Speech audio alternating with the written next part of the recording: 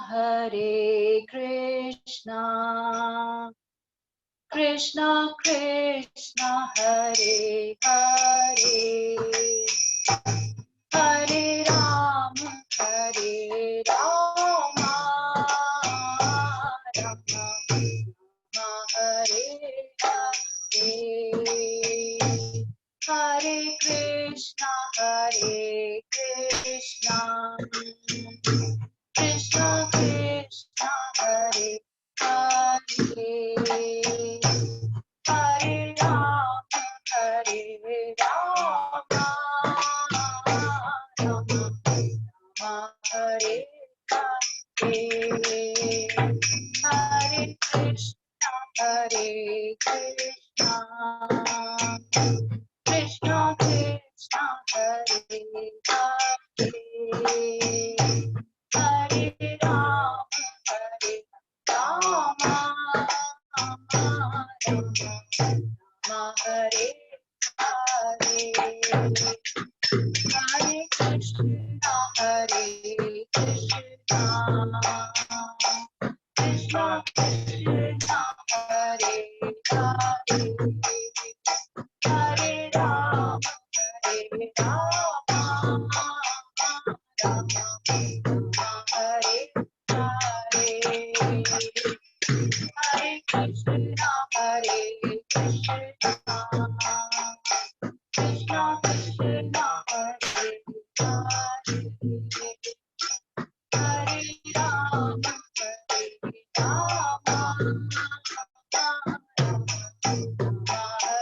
Hare, Hare Krishna, Hare Krishna, Krishna Krishna, Hare Hare, Hare Rama, Hare Rama, Hare Hare, Hare Krishna, Hare Krishna, Krishna Krishna, Hare Hare, Hare Rama, Hare Rama, Rama Rama, Hare Hare,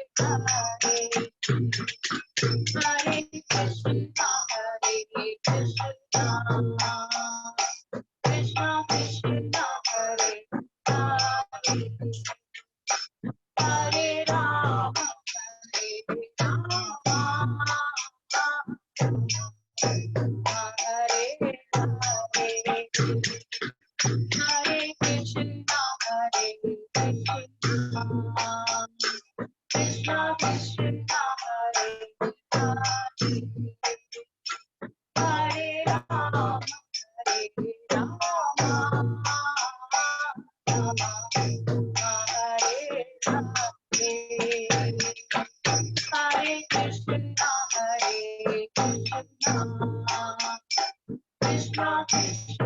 Hare Hare,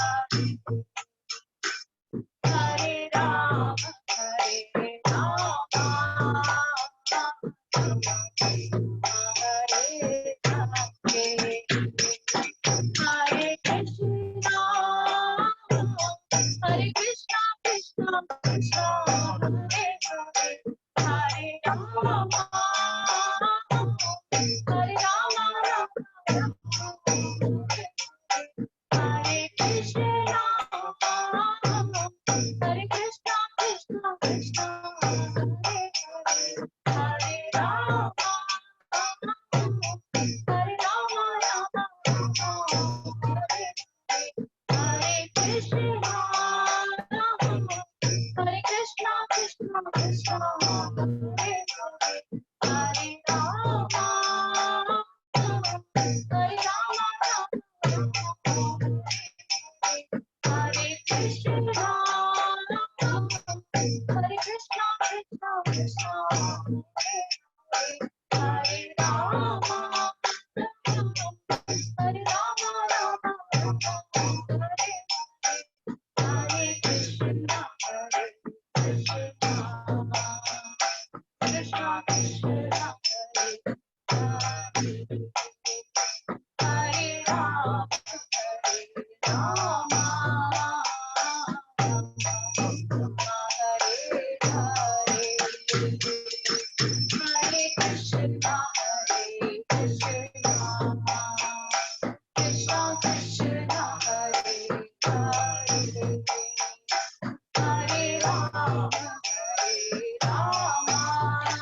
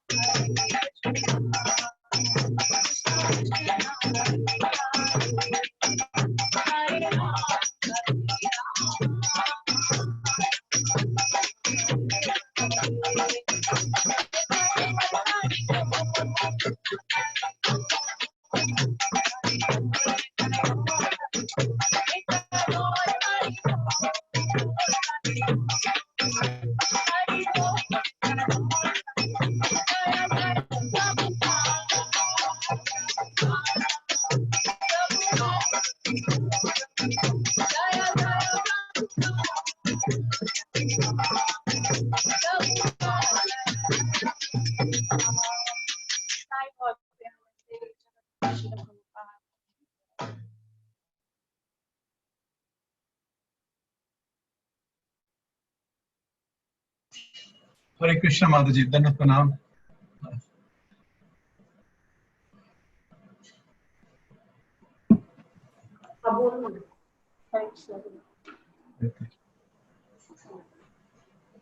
कैसे माता जी, आप लोग सब ठीक है? सब बढ़िया प्रभु जी, आपकी कृपा है। राधा मदन मोहन की कृपा है, आपके ऊपर माता जी। मंदिर में लॉकडाउन में है, आप देखिए, हम तो यहाँ फंसे हैं शहर में। आप लोग ठीक टाइम पे निकल गए माता जी, देखिए उसके बाद मुसीबत ही मुसीबत आ गई। आपकी आवाज क्लियर, एक सेकंड प्रभु जी, आपकी आवाज क्लियर नहीं आ रही। जी आवाज सही है माता जी, आपकी तरफ से इंटरनेट स्लो होगा, हमारे पास सही आ रही थी प्रभु जी की आवाज। आप, मेरी आवाज क्लियर आ रही है? ठीक क्लियर आ रही है माता जी। ठीक है, ठीक है।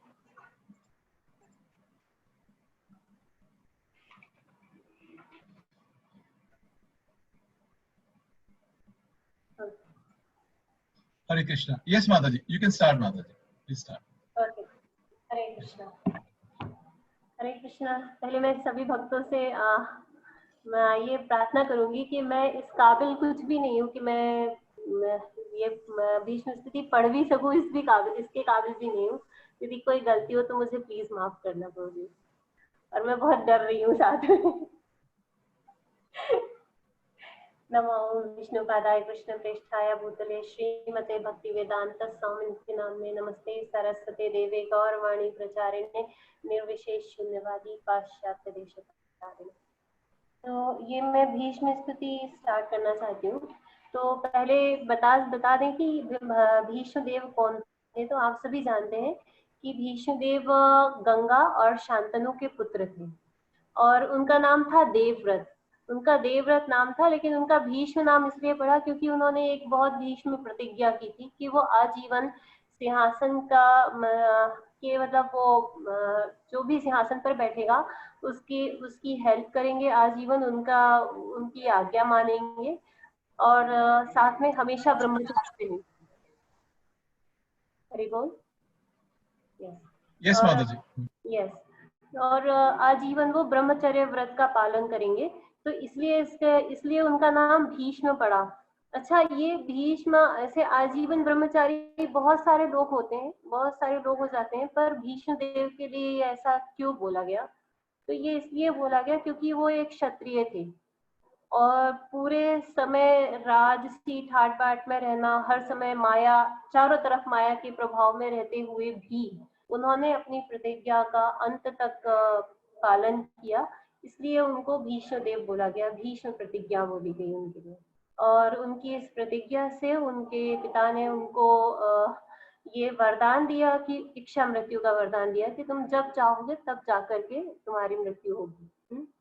तो भीष्म देव, यहाँ पे सीन ये है कि भीष्म देव शरशैया पर लेटे हुए हैं और मैं थोड़ा सा पहले शुरू का बता दूं और फिर उसके बाद हम भीष्म स्तुति स्टार्ट करेंगे, जो कि अध्याय 9 है, स्कंध 1 का, canto first chapter 9 and verse number 31 से स्टार्ट करेंगे। तो पहले ऐसा है कि युधिष्ठिर महाराज जो है युद्ध के बाद काफी जब युद्ध हो गया उससे बहुत ज्यादा जनधन की हानि हुई, तो युधिष्ठिर महाराज सारा दोष जो है अपने ऊपर ले रहे थे कि अगर मैं चाहता तो ये युद्ध बंद हो सकता था और मैंने इस तरीके से मैं बहुत स्वार्थी बन गया और इसलिए मैं ये युद्ध मेरे कारण हुआ, इतने सारे लोग मारे गए, सब मेरे कारण हुआ, और वो बहुत ज्यादा पछता रहे थे। तो उनको समझाने के लिए सभी गए, एक एक करके सबने समझाने की कोशिश की, इवन भगवान कृष्ण ने भी उनको समझाने की कोशिश की, उनको समझ नहीं आ रही थी, उनको वो बहुत ज्यादा ग्लानि फील कर रहे थे। तो भगवान ने उनको सजेशन दिया कि तुम भीष्म देव के पास जाओ, क्योंकि वो इस योग्य है कि तुमको बता सके तुमको कैसा राजा बनना चाहिए, क्या करना चाहिए आगे चल के। तो युधिष्ठिर महाराज जब युद्ध में जब जाते हैं, भीष्म देव से मिलने जाते हैं, तो उनके साथ में और भी सारे पांडव जाते हैं, स्वयं भगवान कृष्ण जाते हैं, बहुत सारे ऋषि जाते हैं, जैसे इसमें बताया गया है धौम्य, व्यास, ये सारे ऋषि गए हैं। तो धौम्य ऋषि वही है जो अरुणी के गुरु थे, अपने अरुणी की कहानी सुनी है। तो इस तरीके से ये सारे सभी जब भीष्म देव से मिलने जाते हैं तो भीष्म देव सबका स्वागत करते हैं।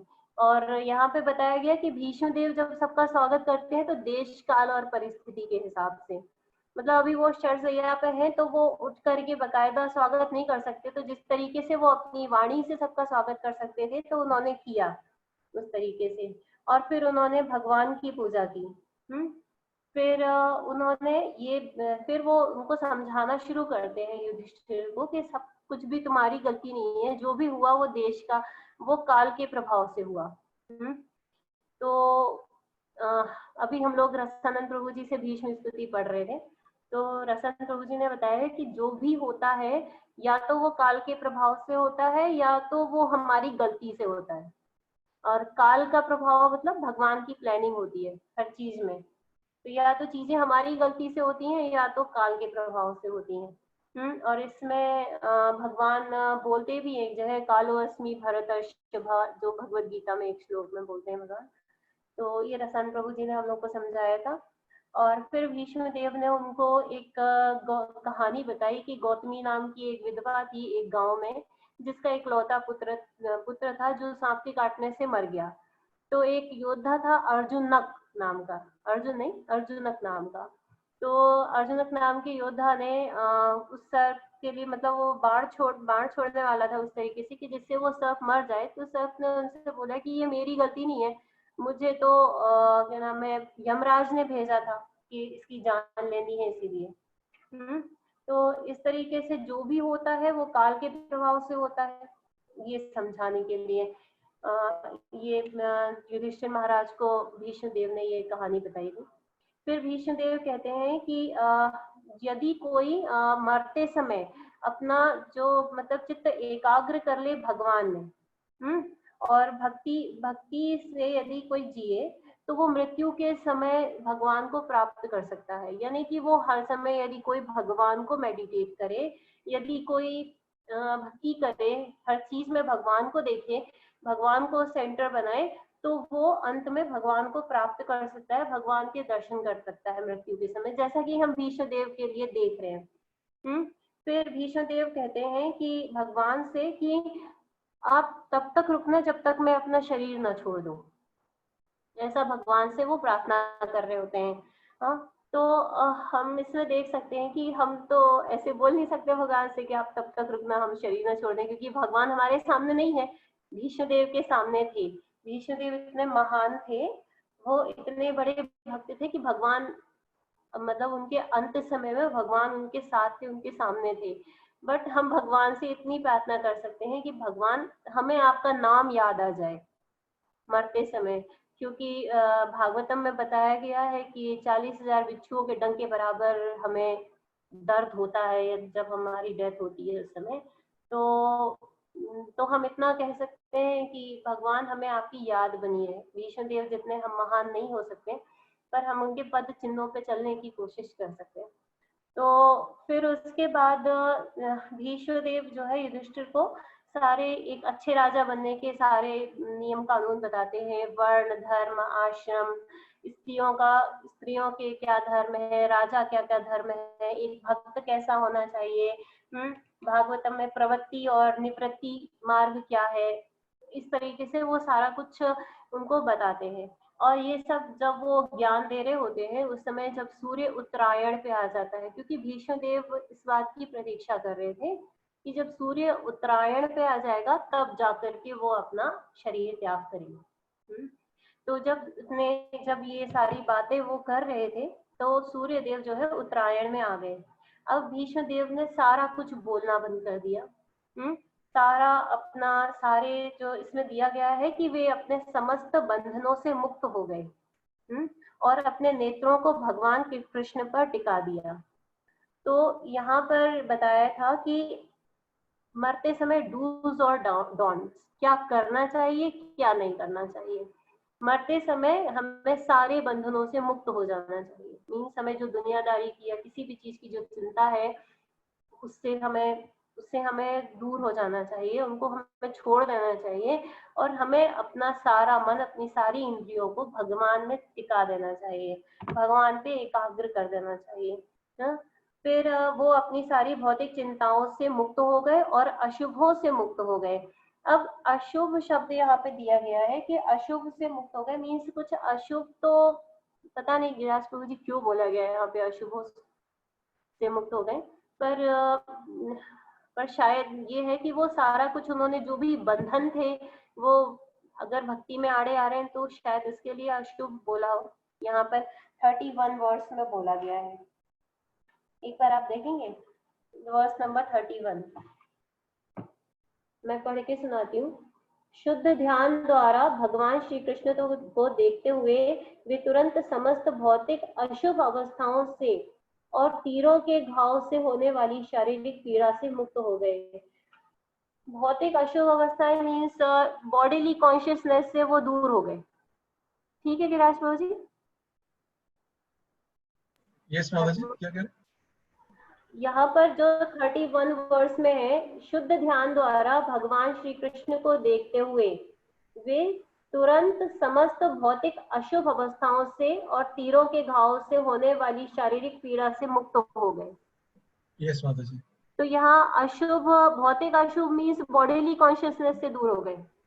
यस माता जी, जो भी उनको तकलीफ थी उस वक्त वो सब हाँ वो पहले ही उनमें नहीं थे, हाँ बट तब भी वो अष्टांग योग करके he got free from everything.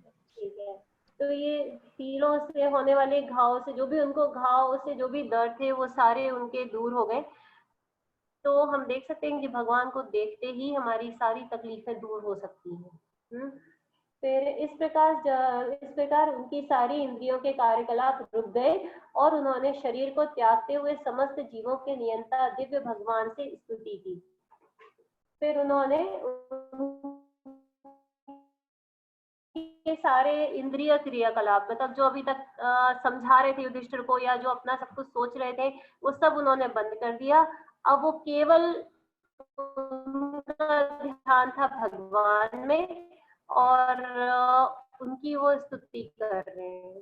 तो यहाँ से हम पढ़ते हैं। अगर रोनी प्रभु जी अगर आप दिखा सकें तो दिखा दें स्क्रीन पर, मुझसे बनेगा नहीं, प्रभु जी है नहीं, मेरे को इतनी टेक्नोलॉजी आती नहीं है। या मैं पढ़ूं, पढ़ के सुनो। स्क्रीन शेयर कर रही हूँ, कैसे करूं? हरे Krishna. Yes, Mataji.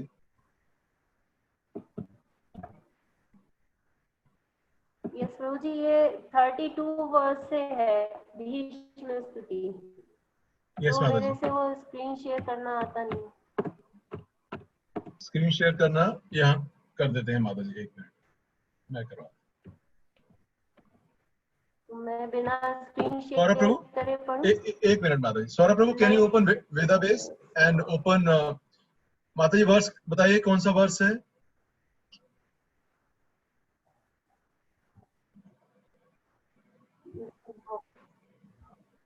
It is which canto, Mataji? 32 वर्ष है, चैप्टर 9 है, कैंटो 1 है।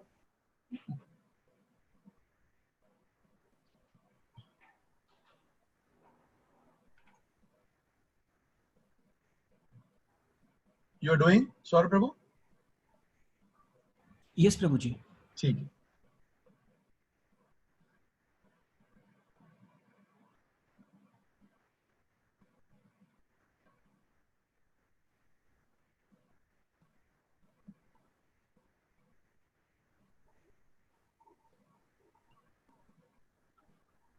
यही है माता जी? यस प्रभु जी, ओके। मैं हिंदी पढ़ूंगी, मेरे पास हिंदी में है प्रभु जी, ओके। क्या कह रहे हैं माता जी? I can't hear. ठीक है, ओके प्रभु जी, स्टार्ट करती हूँ। श्री भीष्मवाच इति मतिरूपकल्पित। मैं हिंदी में पढ़ूंगी प्रभु जी, आप इंग्लिश में देख सकते हैं। ठीक है माता जी। इति मतिरूपकल्पिता वितृष्णा भगवती सात्वक पुंगवे विभूम्नि स्वसुखमुपगते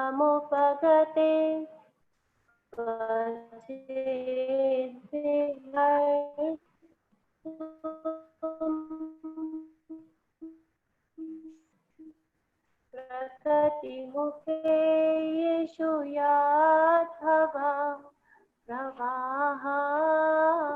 अभी तक मैं जो सोचता, जो अनुभव करता तथा जो चाहता था वह, किंतु अब मुझे उसे परम शक्तिमान भगवान श्री कृष्ण में लगाने दो। वे सदैव आत्मतुष्ट रहने वाले हैं, किंतु कभी कभी भक्तों के नायक होने के कारण इस भौतिक जगत में अवतरित होकर दिव्य आनंद लाभ करते हैं। यद्यपि यह सारा भौतिक जगत उन्हीं के द्वारा सृजित है। तो यहाँ पर भीष्मदेव कह रहे हैं कि वो जो भी अनुभव करते हैं या चाहते हैं, मतलब यहाँ पे बोला अपनी वृत्तियों के अनुसार।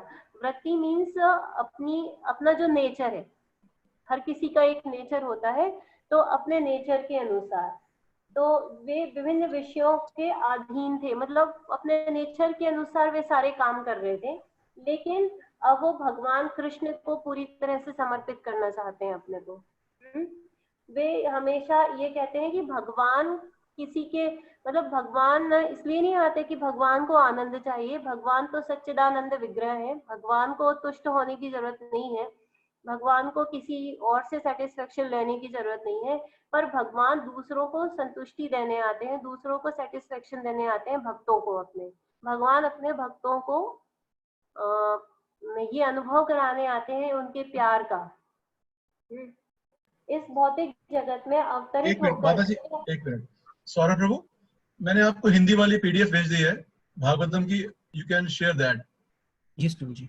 ओके, गो अहेड माता जी, चलिए आप बोलते हैं। सॉरी। ओके, तो यहाँ पर भीष्मदेव कह रहे हैं कि इस भौतिक जगत में अवतरित होकर दिव्य आनंद लाभ करते हैं। यद्यपि सारा भौतिक जगत उन्हीं के द्वारा सृजित है, तो ये सारा जो क्रिएशन है, ये सारा कुछ किसने बनाया है? ये सारा कुछ भगवान ने बनाया। और भगवान यहाँ आते हैं दूसरों को आनंद देने के लिए। वो खुद सच्चिदानंद विग्रह है, उनको जरूरत नहीं है किसी की, पर वो दूसरों को आनंद देने के लिए। जैसे हम भक्ति करते हैं तो हम ये कहें कि हम 16 माला कर रहे हैं, हम 16 माला कर रहे हैं, या हम कोई सेवा कर रहे हैं कुछ, ये हम अपनी आत्म उन्नति के लिए कर रहे हैं। पर क्या भगवान को इसकी जरूरत है? भगवान को इसकी जरूरत नहीं है। भगवान क्या कर रहे हैं? भगवान आ रहे हैं यहाँ पे भक्तों को आनंद देने के लिए। नेक्स्ट है त्रिभुवन कमनम तमालवर्णम रविकर गौरवराम्बरम दधाने वपुरलककुला व्रताननाब्जं विजय सखेरतिरास्तु मे नवद्या। श्री कृष्ण अर्जुन के घनिष्ठ मित्र हैं। वे इस धरा पर अपने दिव्य शरीर सहित प्रकट हुए हैं, तो जो तमाल वृक्ष के समान नीले हैं। उनका शरीर तीनों लोकों में हर एक को आकृष्ट करने वाला है।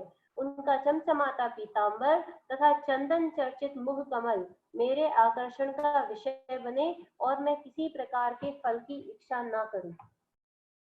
तो यहाँ पर भीष्मदेव बता रहे हैं उनकी स्तुति करते हुए कि अर्जुन ने जिनको अपना सखा माना हुआ है, तो वो स्वयं भगवान है, लेकिन अर्जुन के घनिष्ठ मित्र के रूप में है। अर्जुन ने यदि उनसे बोला कि मेरे सारथी बनो, तो वो सारथी बन गए। तो ये वो अपने इस धराधाम पर आए हैं, तो एक नॉर्मल, क्योंकि वो सारथी बन गए या क्योंकि उन्होंने अपने पास टाइम में भगवान ने अपने पिता नंद बाबा की अपनी चप्पलें जो है, पादुकाएं जो है अपने सिर पे उठा ली थी, तो क्योंकि उन्होंने ये सब किया या क्योंकि वो उनके दूत बन करके गए, तो हमें ये नहीं समझना चाहिए कि वो एक हमारी तरह सामान्य मनुष्य है। वो दिव्य शरीर के साथ में प्रकट हुए हैं, वो स्वयं भगवान है। और हम इस भौतिक रसन प्रभु जी बता रहे थे, इस भौतिक सृष्टि की किसी भी चीज से भगवान का कंपेयर नहीं कर सकते हम भगवान को, लेकिन मतलब भौतिक अगर हमें समझाना है, किसी को बताना है, तो हम कैसे बताएंगे? तो इसलिए उनको बताया कि उनका जो शरीर का रंग है, जो उनका रंग है, वो है तमाल वृक्ष के समान। तमाल वृक्ष हल्का हल्का नीले से रंग का होता है, तो उसके समान उनका वृक्ष, उनका शरीर है। और पास्ट टाइम बता रहे थे रसन प्रभु जी कि एक बार जब चैतन्य महाप्रभु कृष्ण कुंड राधा कुंड गए, तो वहां पर एक तमाल वृक्ष है, तो जाकर के उससे लिपट गए थे चैतन्य महाप्रभु। उनको मतलब उनको हर चीज में भगवान का होने का, भगवान के होने का वो होता था, एहसास होता था। मतलब वो हर चीज में भगवान को देखते थे। जो स्थिति गोपियों की थी उसी तरह से उनका शरीर तीनों लोकों में हर एक को आकृष्ट करने वाला है। तो हम पढ़ते हैं कि करोड़ों कामदेव जो है वो भी उनके सारे, इसलिए उनका नाम मदन मोहन है, जो कामदेव को मोहने वाले। तो जो कामदेव है वो सबको मोहते हैं, लेकिन भगवान उनको भी मोह लेते हैं। करोड़ों कामदेव भी उनके आगे फीके पड़ जाते हैं। फिर उनका बताया कि उनका पीतांबर, जो पीले रंग का वस्त्र जो वो पहनते हैं, वो चमचमा रहा है, और उनके मुख पर, उनके चेहरे पर चंदन लगा हुआ है। जैसे अभी चंदन यात्रा चल रही थी, तो भगवान के चेहरे पर चंदन लगा था, भगवान बहुत सुंदर लग रहे थे। तो चंदन के कारण उनका जो मुख है वो विशेष रूप से आकर्षक बन गया है। तो वो चाहते हैं कि मैं किसी भी फल की इच्छा ना करूं, मेरा मन हमेशा भगवान में लगा रहे। तो भीष्मदेव इस समय मृत्यु शैया पर है, न जाने कितने तीर उनके शरीर में लगे हुए हैं, और इस स्थिति में भी वो भगवान को याद कर पा रहे हैं। नेक्स्ट, युधितुरगर्जो विधूम्रवेश्वक कचलुलित श्रम वार्यलन् क्रतास्ये मम निशित शरै विविद्यमाना त्वचिविलसत्कवचेस्तु कृष्णात्मा। यहाँ पे बोल रहे हैं युद्ध क्षेत्र में जहाँ मित्रतावश श्री कृष्ण अर्जुन के साथ रहे थे, भगवान कृष्ण के लहराते केश घोड़ों की टापों से उठी धूल से धूसरित हो गए और श्रम के कारण उनका मुखमंडल पसीने की बूंदों से भीग गया। मेरे तीक्ष्ण बाणों से बने घावों से इन अलंकरणों की शोभा उन्हें अच्छी लग रही थी। मेरा मन उन्हीं कृष्ण के पास चला जाए।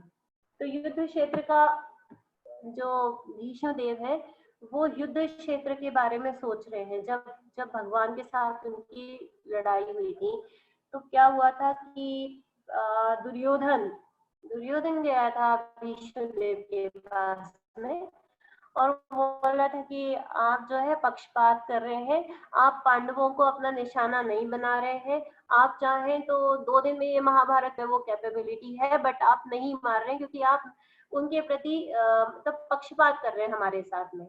आप हमेशा से उनके लिए आपके मन में एक सॉफ्ट कॉर्नर था हमेशा से। तो इस तरीके से वो बोलता है दुर्योधन। तो भीष्म देव कहते हैं कि अच्छा तो कल तुम देखना, कल के युद्ध में तुम देखना। तब वो अर्जुन पर इस प्रकार प्रहार करते हैं भीष्म देव, इतना जोर शोर से प्रहार करते हैं कि मतलब अर्जुन की मृत्यु की वो आ जाती है कि अर्जुन की मृत्यु हो जाएगी, अर्जुन नहीं जीत पा रहे थे उनसे। तब भगवान क्या करते हैं, भगवान रथ से उतर करके रथ का पहिया उठा करके भगवान उनकी तरफ दौड़ते हैं, भीष्म देव की तरफ दौड़ते हैं रथ का पहिया उठा करके उनको मारने के लिए। तो ये कह रहे हैं वो कि जब घोड़ों की टापों से जब युद्ध हो रहा है, वहां पे धूल मिट्टी है, घोड़ों की टाप है ना, जब भगवान उनका रथ हाँक रहे थे उस समय भी जब धूल उड़ रही थी तो जब क्या होता है, बहुत मेहनत करने से क्या होता है, पसीना आता है तो धूल जब उड़ती है तो पसीने में जगह जगह चिपक जाती है। तो उससे क्या होता है, उनका जो चेहरा है ना, कहीं कहीं ज्यादा धूल, कहीं कहीं कम धूल, उनके बालों में भी धूल हो रही है। तो ये सब देख करके ना बहुत सुंदर लग रहे हैं भगवान। भीष्म देव याद कर रहे हैं युद्ध क्षेत्र के समय की स्थिति को कि भगवान देखो कितने सुंदर लग रहे हैं। और भगवान मेरे तीक्ष्ण बाणों से बने घावों से अलंकरणों की शोभा उन्हें अच्छी लग रही है। जो तीर अर्जुन को बचाने के लिए जो तीर भगवान अपने ऊपर झेल रहे थे, उससे उनको घाव हो रहा था, उससे उनको खून निकल रहा था, उनको घाव हो रहा था। तो ये सब देख करके भीष्म देव जो है मतलब उनको अच्छा लग रहा है, उनको खुश हो रहे हैं। अब हम यहाँ पे एक क्वेश्चन कर सकते हैं, हम पूछ सकते हैं कि भीष्म देव तो भगवान के भक्त हैं, तो क्या भगवान को दर्द में देख करके, भगवान को खून से लथपथ देख करके, या उनको इतनी मेहनत करता हुआ देख करके उनको क्यों अच्छा लग रहा था? तो हम ये जानते हैं कि भगवान का शरीर कैसा है, सच्चिदानंद विग्रह है। तो पर वो यहाँ पर क्यों आए, मतलब उनका ऐसा नहीं है कि हमारे जैसा हाड़ मांस का शरीर है और जिसको मारने से पेन होगा और जिसको मारने से खून निकलेगा या कुछ ऐसा होगा। उनका शरीर सच्चिदानंद है। तो जब वो यहाँ आते हैं तो ह्यूमन फॉर्म में, क्योंकि वो यहाँ आए, वो एक एक्टिंग करने आए। तो एक अच्छा एक्टर क्या होता है, एक अच्छा एक्टर उस कैरेक्टर को जीता है। हमने बहुत सारी फिल्मों में देखा है ना कि इतने टाइम तक आमिर खान भी चला गया उस कैरेक्टर को जीने के लिए और वैसा ही करने लगा आया वैसे। तो उसी तरह भगवान उस कैरेक्टर को जीने के लिए तो वैसे ही बन के आए। तो उनके जब तीर लग रहे थे तो उससे खून निकल रहा था, जिससे और जो घाव में हो रहे थे, उनके पसीने में जो धूल चढ़ रही थी उसके मुख पर, या उनके बालों में जो पूरी धूल आ रही थी, ये सब देख करके भीष्म देव को अच्छा लग रहा था। क्योंकि भीष्म देव उनके ना वीर रस के उपासक कह सकते हैं, है ना, वीर रस के उपासक हैं। मतलब उनको भगवान, मतलब वो हमेशा युद्ध की स्थिति में है और भगवान को मतलब वो युद्ध करता देखना चाहते थे, इस तरीके से वो आनंद लेना चाहते थे, तो उनको वो चीजें अच्छी लग रही है। फिर वो कह रहे हैं कि मेरा मन उन्हीं भगवान कृष्ण के पास चला जाए। तो वो अपना पूरा याद कर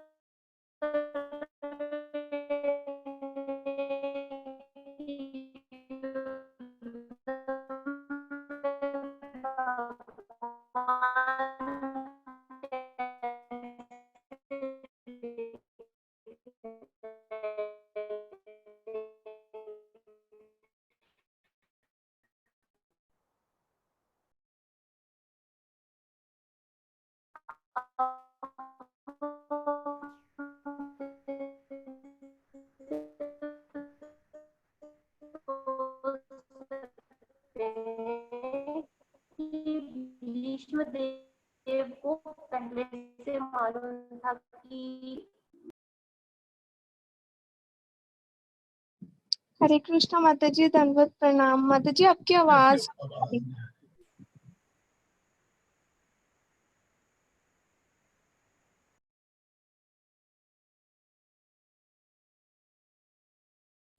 हरे Krishna.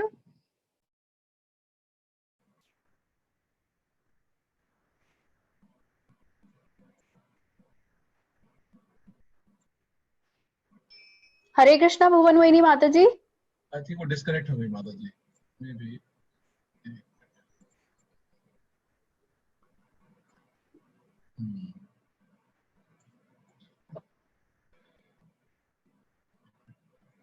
She got disconnected.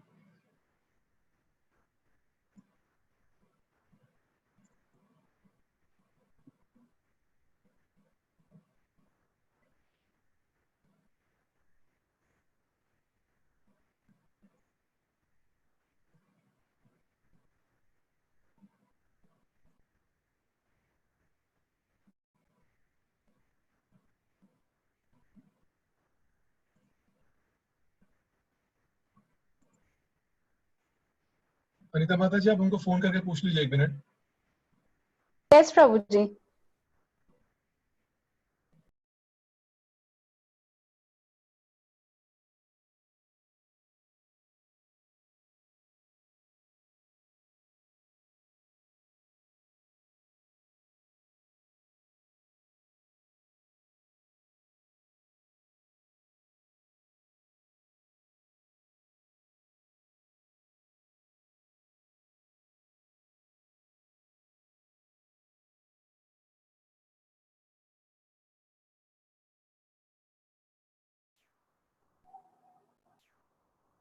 Hare Krishna.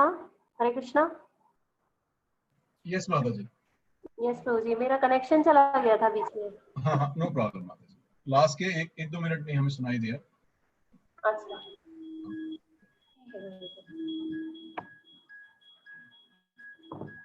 Okay Prabhu ji, next पढ़ते हैं।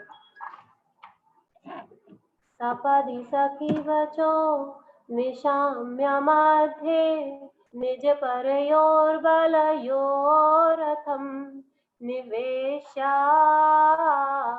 स्थितवती पर सैनिकायुरक्षणा कृतवती पार्थ सखेरति ममास्तु।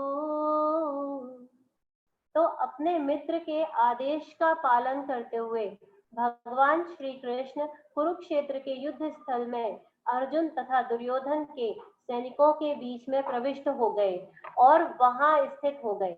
उन्होंने अपनी कृपा पूर्ण चितवन से विरोधी पक्ष की आयु क्षीण कर दी। यह सब शत्रु पर उनके दृष्टिपात करने मात्र से ही हो गया।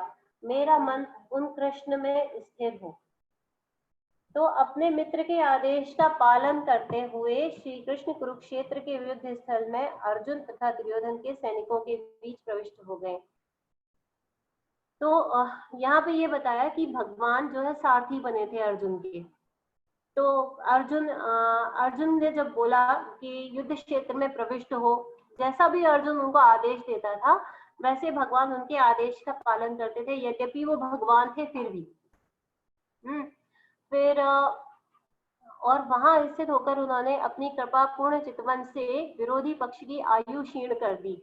और भगवान चाहे तो केवल दृष्टिपात से जन्म दे सकते हैं और केवल दृष्टिपात से वो किसी को मार भी सकते हैं।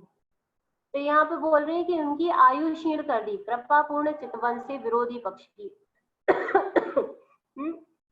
मीन्स अपनी अपनी केवल दृष्टि डालने बस से उन्होंने सबकी आयु को कम कर दिया, सबकी आयु को खत्म कर दिया, समाप्त कर दिया। उन्होंने बोला, अर्जुन से बोला है उन्होंने भगवत गीता में कि तुम तो ये तो ऑलरेडी ये सारे मरे हुए हैं, तुम तो केवल निमित्त मात्र हो, तुम केवल एक माध्यम हो इनको मारने के लिए, बाकी ऐसा नहीं है कि मुझे तुम्हारी जरूरत है इनको मारने के लिए, मेरे देखने मात्र से ये मर जाएंगे।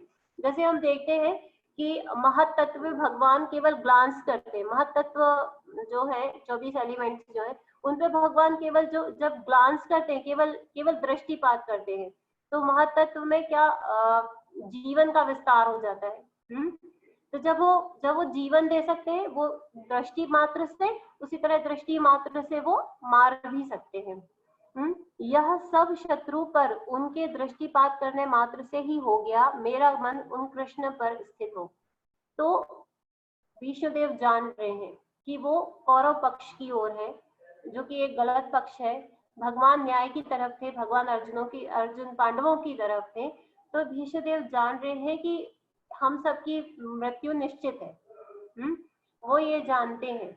तो क्योंकि भगवान के केवल देखने मात्र से जो राक्षस है, जो गलत है, या जो भी ऐसे लोग हैं, तो वो उनकी आयु क्षीण हो सकती है, वो मृत्यु प्राप्त कर सकते हैं। अच्छा, यहाँ पे एक चीज समझाई थी रसन प्रभु जी ने, मैं आप सबसे पूछना चाहूंगी। ये रसानंद प्रभु जी ने हम लोगों से पूछा था कि मृत्यु आती है भगवान के रूप में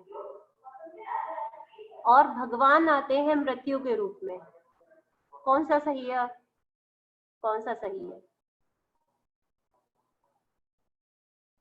या कौन सा कब लगता है, कब कौन सा वाला लगता है? मृत्यु आती है भगवान के रूप में या भगवान आते हैं मृत्यु के रूप में?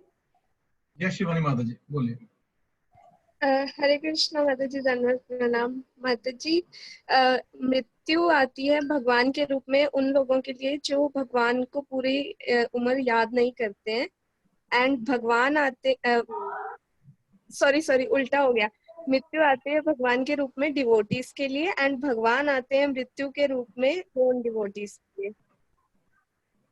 ओके, और एक अभी आंसर मत बोलिएगा माता जी, अभी एक खैर चाहिए। और जिसने किया सौरभ प्रभु। यस प्रभु।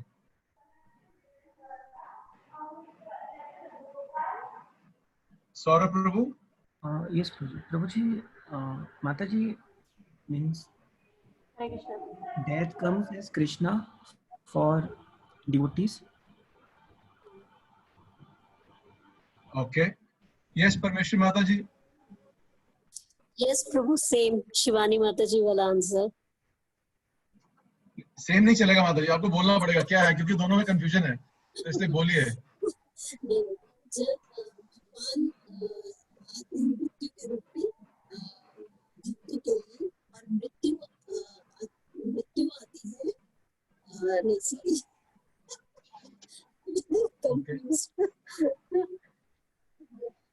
सॉरी विराज प्रभु जी, आपका स्कूल इतना अच्छा है, आप इतने अच्छे प्रिंसिपल हो कि आपके सारे बच्चे टॉपर हैं। मैं तो चपड़ासी हूँ माता जी, स्कूल का मैंने क्या किया है। नहीं, आप प्रिंसिपल हो, आपके सारे बच्चे टॉपर हैं। कोई तो ऐसा होता है जो गलत बोलता है, फिर मैं उसको सही बताती, ऐसा नहीं हो पाया। हाँ, ये सच है कि मृत्यु आती है भगवान के रूप में डिवोटीज के लिए, और भगवान आते हैं मृत्यु के रूप में नॉन डिवोटीज के लिए। जैसे कि भगवान आए थे, जैसे कि कोई उदाहरण, भगवान आए थे मृत्यु के रूप में,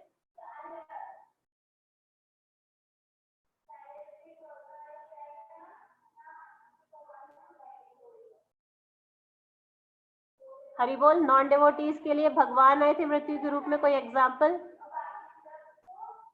ये शिवानी माता जी। हरे कृष्णा माता जी, हिरण्याकशिपु के लिए।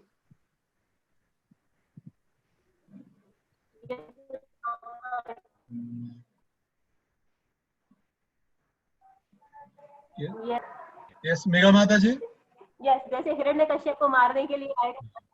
हरे कृष्णा माता जी, सेम आंसर। सेम आंसर या।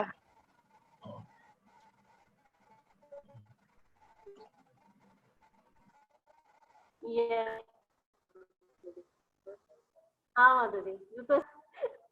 नेक्स्ट है व्यवहित प्रतना मुखम निरीक्ष्य सजनवधाद विमुखस्य दोष बुद्ध्या कुमति महरदा आत्मवेद्यया चरणरति परमास्य तास्य मेस्तु।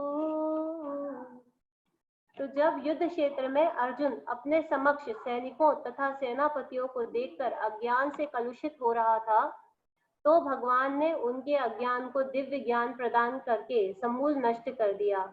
उनके चरण कमल सदैव मेरे आकर्षण के लक्ष्य बने रहे। तो यहाँ पर बताया जाता है कि जब अर्जुन लेमेंटेशन कर रहा था, जब अर्जुन पछता रहा था कि ये सारे जो मेरे रिलेटिव्स हैं और इनको मारने से अच्छा कि हम भिखारी बन जाएं, हम तो अपना जीवन कैसे भी जी लेंगे, इन सबको यदि हम मार डालेंगे तो फिर ऐसी जगह राज्य करके क्या फायदा। इस तरीके से मतलब बोलते हैं ना कि वो पांडित्यपूर्ण बातें कर रहा था अर्जुन। तो भगवान ने उसके अज्ञान को दूर किया। उसके लिए एक श्लोक था, कौन सा श्लोक था? अशोच्यानंद व शोचस्तम प्रज्ञावादांश भाषसे। मतलब जो उन बातों के लिए विचार कर रहे हो जो सोचने योग्य नहीं है। हाँ, तो इस तरीके से भगवान जब उसको ज्ञान देना शुरू करते हैं, जब उसको आत्मा का ज्ञान देते हैं, सारी बातें बताते हैं, तो अर्जुन का अज्ञान जो है दूर हो गया। तो इसी तरह भीष्म देव भी चाहते हैं कि वो किसी भी तरह के अज्ञान में ना पड़े। ज्ञान क्या है? प्रभुपाद जी ने बताया, नॉलेज क्या है? सुप्रीम पर्सनालिटी ऑफ गॉडहेड को जानना, उनके साथ अपने संबंध को जानना, यही ज्ञान है, यही नॉलेज है। तो भीष्म देव भी इसी ज्ञान में स्थित रहना चाहते हैं और कहते हैं कि उनके चरण कमल हमेशा मेरे आकर्षण का लक्ष्य बने रहे। मतलब मेरा जो मन है हमेशा उनके चरण कमलों में स्थिर रहे। नेक्स्ट, स्वनिगमपहाय मत प्रतिज्ञा मृतमधिकर्तुमवप्लुतो रथस्थः भ्रतरथचरणो अभ्यचलद्गो हरिरिव हन्तुमिभं गतोत्तरीया। तो मेरी इच्छा को पूरी करते हुए तथा अपनी प्रतिज्ञा को तोड़कर वे रथ से नीचे उतर आए। उसका पहिया उठा लिया और तेजी से मेरी ओर दौड़े। इस तरह कोई सिंह किसी हाथी को मारने के लिए दौड़ पड़ता है, इसमें उनका उत्तरीय वस्त्र भी रास्ते में गिर गया। तो भगवान यहाँ विष्णुदेव कह रहे हैं मेरी इच्छा को पूर्ण करते हुए। मेरी इच्छा को पूर्ण क्या था कि उन्होंने दुर्योधन से बोला था कि कल मैं ऐसा युद्ध करूंगा, या तो पांडवों की मृत्यु होगी या तो फिर भगवान को शस्त्र उठाना पड़ेगा। मैं उनकी प्रतिज्ञा तोड़वा कर रहूंगा, कल मैं इस तरीके से युद्ध करूंगा। तो भीष्मदेव इतनी ही तीव्रता के साथ में युद्ध करते हैं। तो जब भगवान देखते हैं कि अर्जुन के जीवन को खतरा है, तो भगवान यहाँ वहां सोचे बिना कि मैंने प्रतिज्ञा ली थी कि मैं यहाँ पर कुरुक्षेत्र के युद्ध में वो नहीं उठाऊंगा, शस्त्र नहीं उठाऊंगा। उन्होंने, हरे कृष्ण, माता जी कॉल कर रहे हैं।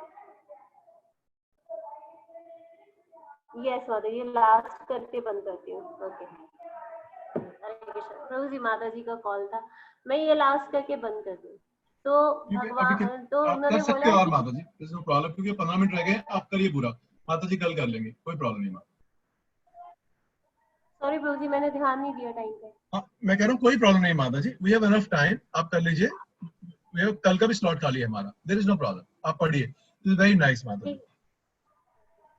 तो भीष्मदेव जो है नहीं, तो भगवान क्या है, उनको पहिया लेकर के भगवान की ओर तेजी से दौड़ते हैं। तो भीष्मदेव जानते हैं कि ये सुप्रीम पर्सनालिटी ऑफ गॉडहेड है, जानते हैं कि ये हमें मार सकते हैं। उस समय भी अपनी मृत्यु का भय या ये सब नहीं देख रहे हैं भीष्मदेव क्या देख रहे हैं? भगवान का मुखमंडल कितना सुंदर था, उनका उत्तरीय भी गिर गया। मतलब इतनी तीव्रता से भगवान दौड़े कि भगवान क्रोध कर रहे हैं, लेकिन जब हम जैसे हम बच्चों पे क्रोध करते हैं ना, हम ऊपर से क्रोध दिखाते हैं, हम अंदर से क्रोधित नहीं होते अपने बच्चों पर। उसी तरह भगवान भी क्रोध दिखा रहे हैं भीष्मदेव को, पहिया लेकर के दौड़ रहे हैं। तो ये सब देखना भीष्मदेव को बहुत अच्छा लग रहा है। और मैं ये बता रही थी कि भीष्मदेव ने जो प्रतिज्ञा की थी, तो इस तरीके से लड़े कि भगवान ने मतलब उनको मारने के लिए शस्त्र उठा लिया। तो जब जब मृत्यु हमारे सामने आती है, हाँ, और यदि ऐसा कुछ होता है, तो अगर हम भक्त हो ना हो तो हमारा ध्यान कभी जाएगा कि भगवान कैसे लग रहे हैं, अरे वाह सामने मारने वाला कितना अच्छा लग रहा है, क्या यूनिफॉर्म पहनी हुई है, कितना सही लग रहा है, कितनी अच्छी हैट लगाए है, कभी हम सोचेंगे नहीं, सोचेंगे, है ना। पर वो भगवान के भक्त थे, भगवान के भक्त थे, तो वो भगवान को किस तरीके से ना आनंद ले रहे हैं भगवान का, मतलब कि वो कितने सुंदर लग रहे हैं, उनके केश धूल दूसरे थे, उनके उनके शरीर से उनका वस्त्र भी उतर गया, उत्तरीय जिसको हम बोलते हैं, उनका वस्त्र भी नीचे गिर गया, उनको उसका भी होश नहीं है। और उनको अपनी, सबसे बड़ी बात, उनको अपनी प्रतिज्ञा का होश नहीं है। हाँ, कि उन्होंने उन्होंने एक प्रतिज्ञा ली थी भगवान ने कि वो युद्ध में अपने शस्त्र नहीं उठाएंगे, महाभारत के युद्ध में शस्त्र नहीं उठाएंगे। तो उनको उस चीज का भी ध्यान नहीं है, और वो किस तरीके से अपनी भक्त की रक्षा करने के लिए दौड़े।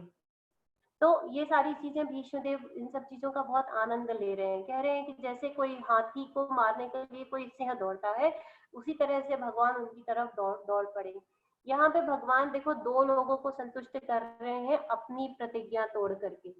एक तो अर्जुन को, इसलिए भगवान भक्त वत्सल कहलाए, क्यों? क्योंकि अर्जुन के लिए, क्योंकि अर्जुन की जान को खतरा था, तो उन्होंने क्या किया, शस्त्र उठा लिया, अपनी प्रतिज्ञा तोड़ी। मतलब भगवान को अपने नाम वाम की नहीं पड़ी कि मेरा नाम मिट्टी में मिल जाएगा और ये हो जाएगा वो हो जाएगा, क्या सोचेंगे क्या नहीं सोचेंगे, भगवान को इन चीजों की नहीं पड़ी, उनके भक्तों को कुछ नहीं होना चाहिए। सेकेंडली, क्योंकि भीष्मदेव ने भी प्रतिज्ञा की थी कि मैं तब तक लड़ूंगा जब तक कि भगवान शस्त्र ना उठा दे, तो भीष्मदेव ने भी अपनी की प्रतिज्ञा को भी पूरा करने के लिए भगवान ने अपनी प्रतिज्ञा को तोड़ा। तो यहाँ पे दिखा रहे हैं दो भक्तों की इच्छा, एक ही काम से भगवान बहुत सारे कार्य करते हैं, तो इस तरीके से उन्होंने दो भक्तों की इच्छाओं को पूरा कर दिया। और बाकी हम सबको भी बता दिया कि यदि हम भगवान की शरण में आते हैं तो हमें फिर डरने की जरूरत नहीं है, किसी भी तरह की कोई भी चीज हमें नुकसान नहीं पहुंचा सकती। फिर ठीक है, ओके, नेक्स्ट है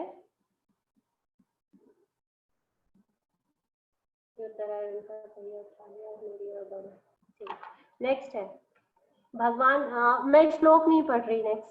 भगवान श्री कृष्ण जो मोक्ष के दाता हैं, वे मेरे अनंतिम गंतव्य हो। युद्ध क्षेत्र में उन्होंने मेरे ऊपर आक्रमण किया, मानो वे मेरे पहने वाणों से बने घाव के कारण क्रुद्ध हो गए हो। उनका कवच छितरा गया और उनके शरीर सारा खून से लथपथ हो गया। ये सेम बात है जो अभी मैं कह रही थी कि ऐसा लग रहा था कि जैसे भगवान बहुत गुस्सा हो गए हों, क्योंकि भीष्मदेव ने उनके ऊपर बाण चलाए और उससे उनको तकलीफ हुई, और क्योंकि तो इसलिए भगवान को बहुत गुस्सा आ गया हो। तो ऐसा दिख रहा है, लेकिन ऐसा है नहीं। मतलब कभी भी पिता जो होता है वो अपने बच्चों पे असलियत का या रियल का गुस्सा नहीं करता है।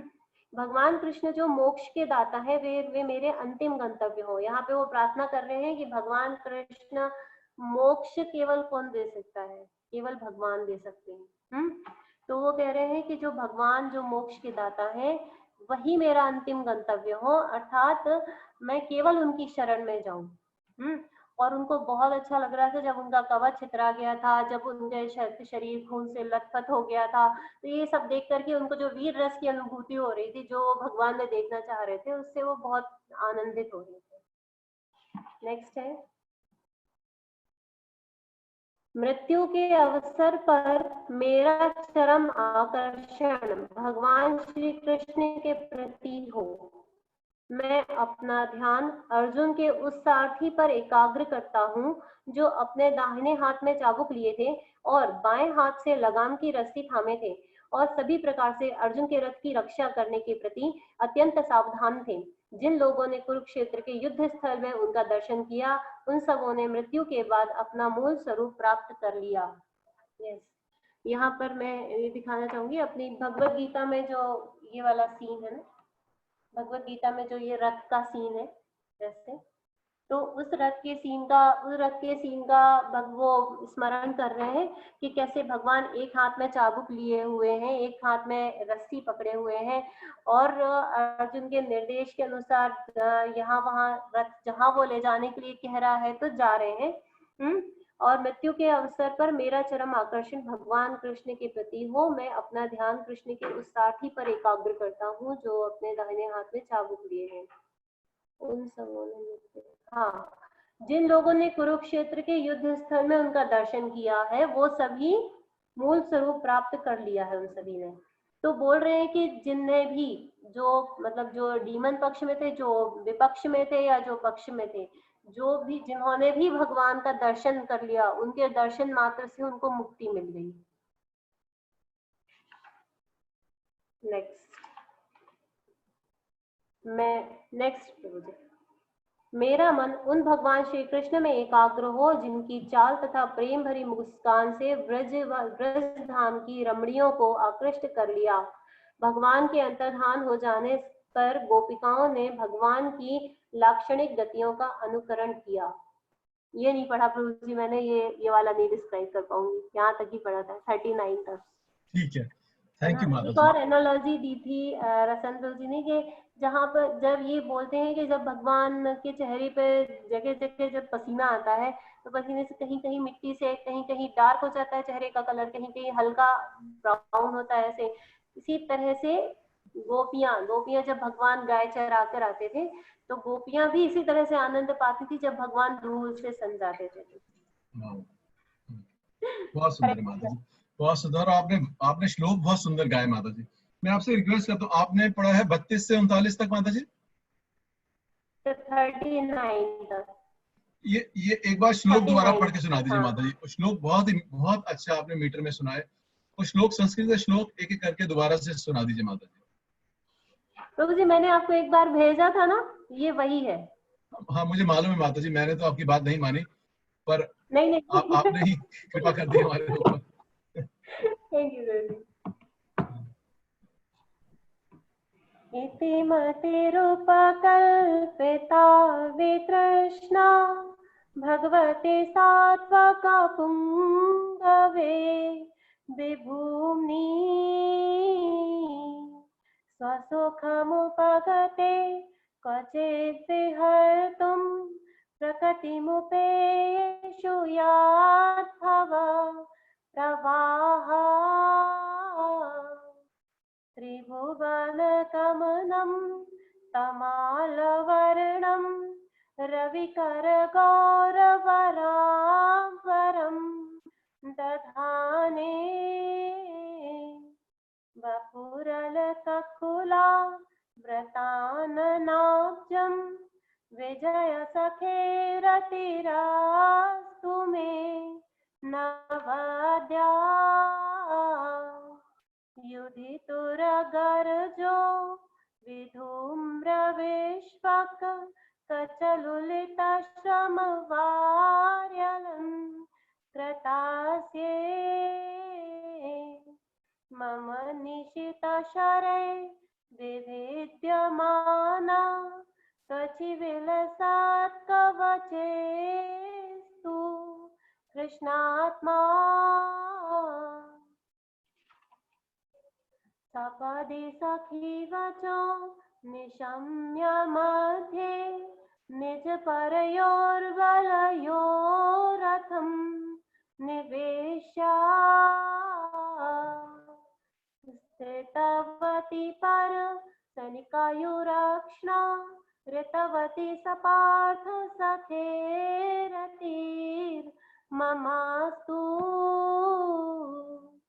व्यवहित प्रथना मुखं निरीक्षा स्वजनवधाद विमुखस्य दोष बुद्ध्या कुमति महरदा आत्मवेद्यया सचरण रति परमास्यतास्मेस्तु।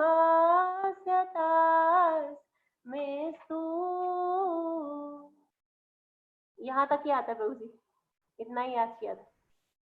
थैंक यू सो मच माता जी। Thank you, देखिए sir. इस सब प्रभु लोग जी कुछ गलतियां हो या कुछ समझ में कमी हो तो प्लीज उसको सुधार दीजिए। नहीं बहुत सुंदर था माता जी, और इतना अच्छा बताया। और देखिए यहाँ पर सब लिख रहे हैं चैट के ऊपर, मेघा माता जी, शिवानी माता जी, नेहा कुमरा माता जी, अनिता माता जी की बहुत बहुत बहुत आनंद आया माता जी। और देखिए ऐसा नहीं है कि हर बार हमें कि बहुत फिलॉसफी ही बतानी है, और यू नो सरिता माता जी का भी थैंक यू आया है आपके लिए कि हर बार हमें फिलॉसफी ही बतानी है, क्योंकि जो हमारा जो प्रोसेस है वो शब्दम कीर्तनम है, और अगर हमें कथा में आनंद आता है यू नो तो वो बहुत अच्छा है माता जी। और इतने आपने सुंदर श्लोक, आपने मीटर बहुत अच्छा गाया माता जी, बहुत सुंदर था, जिसे आपने श्लोक पढ़े बहुत ही सुंदर था। So thank you so much माता जी। All glories to Prabhupada. Yes, Prabhupada, yes. ठीक है, so devotees we will end the तो गिरिराज प्रभु जी से पूछ सकते हैं। नहीं नो प्रश्न माता जी, नो प्रश्न। बहुत सुंदर था माता जी कथा। वी डोंट मेरे से सुन के क्यों मूड खराब करते हैं सबका। तो आप सब लोग जो है जो कथा देखिए, भीष्म स्तुति की बहुत सुंदर है, और भीष्म जो चैप्टर भी है ये जो ये 9वां अध्याय बहुत सुंदर है ये, तो ये पढ़ सकते हैं। और जैसे माता जी ने कितने सुंदर मीटर में गाया, देखिए पढ़ के किसी को सुनाएंगे उसका भी दिल पिघल जाएगा, यू नो हम कई बार बोलते हैं, तो प्लीज ट्राई करिए। और अगर किसी को क्योंकि ये स्तुति अभय चरण प्रभु जी ने इनको भेजी थी, मेरे प्रभु जी को। तो जब ये स्तुति केवल ये सुनने से, जब इसका अर्थ भी नहीं मालूम था ना, तभी इसके प्रति आकर्षण बढ़ा था कि ये जाने क्या है। हाँ, ठीक है जो मैंने आपको भेजी थी वो सुनकर के आकर्षण बढ़ा था। हाँ यस माता जी। तो आप ही से सुनने का लिखा था हमारे उसमें, तो हमने सुना। तो मैं यही सबसे प्रार्थना करता हूँ, प्लीज सुनिए, और ये इसको गाने की भी प्रैक्टिस करिए। भागवतम के जो श्लोक है और ये स्तुति है विष्णु देव की। और अगर किसी को प्रॉब्लम आती है वो माता जी से बात करके कर सकते हैं कि मैं कैसे इनको जो है इनको कंटेस्ट करने की भी जरूरत नहीं है, पढ़ के भी बोलेंगे, it will purify our heart. तो thank you so much Bhuvan Mohini माता जी। सुंदर आपने आपको प्रभु जी, सभी डिवोटीज को मेरा धन्यवाद, सभी डिवोटीज को। माता जी, और प्रभु जी मैं बहुत बहुत बहुत ज्यादा मिस करती हूँ सबको, बहुत ज्यादा। मतलब मैंने शादी के बाद अपने मायका भी ऐसा मिस नहीं किया है जैसे मैं आप लोगों को मिस कर रही हूँ। Thank you so much for wonderful session. हम भी आपको बहुत मिस करते हैं सब। यस माता जी, बहुत मिस करते हैं। थैंक यू माता जी। तो हमें भी मायके वाला समझिए माता जी, और कभी कभी मायके आते रहिए। अभी आने वाले थे प्रभु जी, तो आपने ये कोरोना वायरस फैलवा दिया। ठीक है माता जी, thank you so much. So will meet tomorrow, कल 12 बजे मिलेंगे हम लोग। आज then will hear katha tomorrow. Hare Krishna. Hare Krishna. Thank you माता जी, Hare Krishna. Thank you so much Prabhu ji.